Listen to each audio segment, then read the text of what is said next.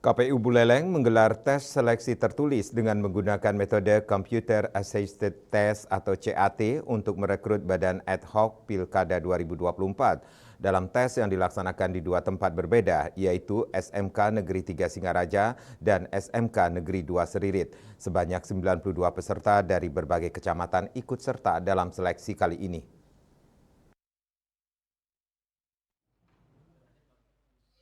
Ketua KPU Buleleng Komang Dudi Udiana menjelaskan bahwa tes ini merupakan tahapan seleksi untuk panitia pemilihan kecamatan PPK yang akan bertugas dalam Pilkada Buleleng. Setelah melewati tes CAT dan wawancara, akan dipilih 5 orang dengan nilai tertinggi dari setiap kecamatan untuk menjadi anggota PPK.